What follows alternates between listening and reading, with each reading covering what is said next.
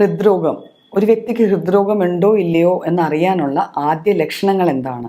നമുക്കറിയാം ഇന്നത്തെ കാലഘട്ടത്തിൽ ഒരു കാർഡിയാക് ഇൽനെസ് അല്ലെങ്കിൽ ഒരു ഹാർട്ട് ഡിസീസ് അല്ലെ മിക്കവരും പറയാറുണ്ട് ഹാർട്ടിന് ചെറിയ പ്രോബ്ലം ഉണ്ട്. ഇപ്പോൾ ഈ കഴിഞ്ഞിടക്ക് നമ്മൾ വളരെ ചെറുപ്രായത്തിൽ അത്യാവശ്യം എക്സസൈസ് ഒക്കെ ചെയ്യുന്ന ഒരു വ്യക്തി ഹൃദ്രോഗം വന്ന് മരിച്ച വലിയ വാർത്തയായ സംഭവമായിരുന്നു.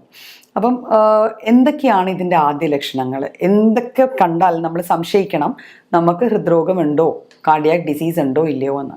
കാർഡിയാക് ഡിസീസ് പലതരമുണ്ട്. ഇപ്പം നമ്മൾ മിക്കവരും പറയാറുള്ള ഹാർട്ട് അറ്റാക്ക്, അത് മാത്രമല്ല അതിന് പല ഘട്ടങ്ങളും പല രീതിയിലും ഒരു വ്യക്തിക്ക് ഹൃദ്രോഗം വന്നു ചേരാം.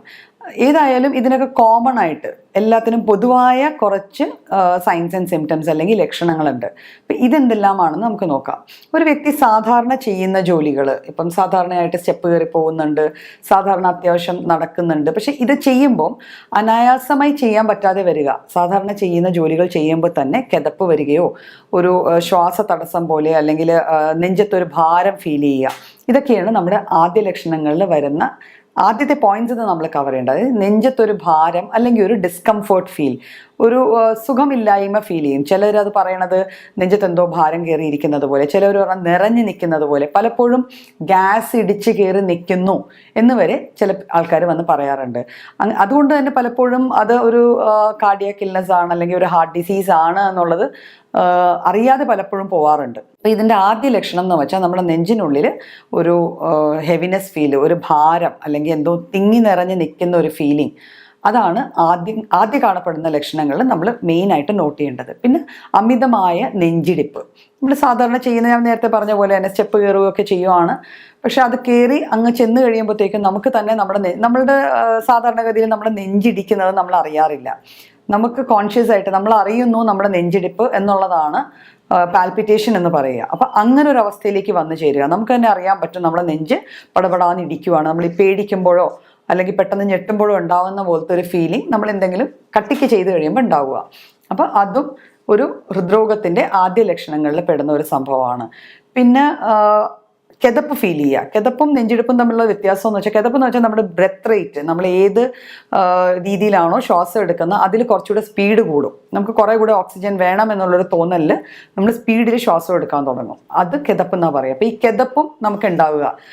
അത് സാമാന്യം ഇപ്പം നമ്മളൊരു 5-6 കിലോമീറ്റർ നടന്നു, അതേത് വ്യക്തിക്കും ഉണ്ടാവാം. അപ്പം അത് കണ്ട ഉടനെ എനിക്ക് ഹൃദ്രോഗമാണോ എന്നല്ല, നമ്മൾ സാധാരണ ചെയ്യുന്ന ജോലികൾ ചെയ്ത് കഴിയുമ്പോൾ ഇങ്ങനെ കിതപ്പ് ഫീൽ ചെയ്യുക. അപ്പം ഇതും അതിൻ്റെതായ ഹൃദ്രോഗം ഉണ്ട് അല്ലെങ്കിൽ അതുണ്ടാവാനുള്ളൊരു ചാൻസ് അതിനെ കാണിക്കുന്ന ഒരു ലക്ഷണമാണ്. പിന്നെ ചിലപ്പോൾ ഒരു തലയ്ക്ക് ഒരു ഭാരം, തലക്കറക്കം, ഇതൊക്കെ ഉണ്ടാവാം. ഇതൊക്കെ കുറച്ചുകൂടെ മുന്നോട്ട് പോയി കഴിയുമ്പോൾ ഉണ്ടാവുന്നതാണ്. ഒരുവിധം നമുക്ക് എസ്റ്റാബ്ലിഷ്ഡ് ആയിട്ടുള്ള ഒരു ഡിസീസായി നമ്മൾ ഡയഗ്നോസ് ചെയ്യാൻ വിട്ടുപോയി, അങ്ങനത്തെ ഒരു അവസ്ഥയിൽ ഉണ്ടാവുന്നതാണ് നമുക്കൊരു ഡിസി ഫീലിംഗ്, നമുക്കൊരു തല കറങ്ങുന്നുണ്ട് അല്ലെങ്കിൽ ഒരു വല്ലായ്മ തോന്നുന്നുണ്ട്, ആ രീതിയിൽ വരിക. പിന്നെ സാധാരണഗതിയിൽ നമ്മൾ കാണാറുള്ളത് സ്ത്രീകളിലെ ഹൃദ്രോഗം വരുമ്പം പലപ്പോഴും ഈ ക്ലാസിക്കൽ സിംറ്റംസ് ഒന്നും പ്രസൻറ്റ് ചെയ്യാറില്ല. കാരണം എന്ന് വെച്ചാൽ രാവിലെ തൊട്ട് വയ്യോളം ചിലപ്പം വീട്ടുജോലികളിൽ നിൽക്കുന്ന ആൾക്കാർ അവർ വേദനകൾ എങ്ങനെയാണ് എന്താണെന്നൊന്നും ക്ലാസിഫൈ ചെയ്യാൻ പറ്റാറില്ല. മാത്രവുമല്ല അവർക്ക് ഈ ക്ലാസിക്കൽ സിംറ്റംസ് വരണമെന്നില്ല. അപ്പം പലരിലും കാണുന്നത് കഴുത്ത് വേദനയായിട്ടാണ്. അപ്പോൾ അമിതമായി കഴുത്ത് വേദന എടുക്കുന്നു, പ്രത്യേകിച്ച് അതിനൊരു കാരണമില്ല എങ്കിൽ നമുക്കത് ഒരു ഹാർട്ട് ഡിസീസിലേക്കുള്ള പോക്കാണെന്ന് വേണമെങ്കിൽ സംശയിക്കാം.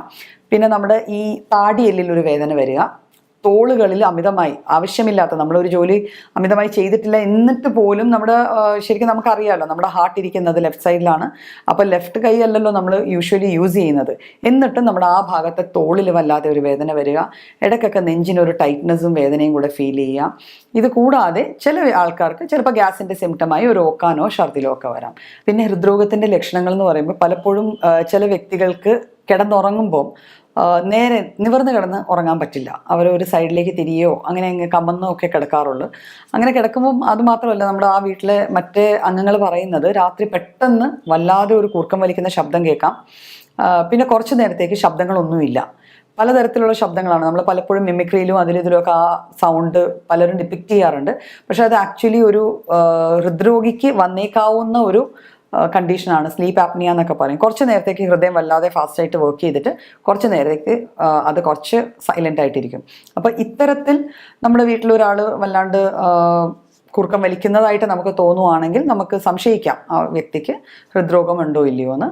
പിന്നെ അമിതമായി വിയർക്കുക, വെറുതെ ഇരിക്കുമ്പോൾ അമിതമായി വെട്ടി വിയർക്കുക, അല്ലെങ്കിൽ ഉറക്കത്തിൽ അമിതമായി വെട്ടി വിയർത്തിട്ട് എഴുന്നേൽക്കുക, ഉണരുക. അപ്പോൾ ഇത്തരത്തിലുള്ള ലക്ഷണങ്ങൾ നമ്മളിൽ കാണുന്നുണ്ട്. നമ്മുടെ ഫാമിലിയിൽ, നമ്മുടെ കുടുംബത്തിൽ നമ്മുടെ അച്ഛനോ അമ്മയ്ക്കോ സഹോദരങ്ങൾക്കോ ആർക്കെങ്കിലും ഒരു ഹൃദ്രോഗ സംബന്ധമായ എന്തെങ്കിലും ഒരു അവസ്ഥ വന്നിട്ടുണ്ടെന്ന് നമുക്കറിയാമെങ്കിൽ ഈ ലക്ഷണങ്ങൾ കണ്ടാൽ ഉടൻ തന്നെ നമ്മൾ ചെയ്യേണ്ടത് ഒരു ഫിസിഷ്യനെയോ അല്ലെങ്കിൽ ഒരു കാർഡിയോളജിസ്റ്റിനെയോ കണ്ട് ഇതിൽ എന്തെങ്കിലും പ്രശ്നങ്ങളുണ്ടോ എന്നുള്ളത് ഇൻവെസ്റ്റിഗേറ്റ് ചെയ്ത് അറിഞ്ഞ് അത് പ്രോപ്പറായിട്ട് ചികിത്സിക്കേണ്ടതാണ്.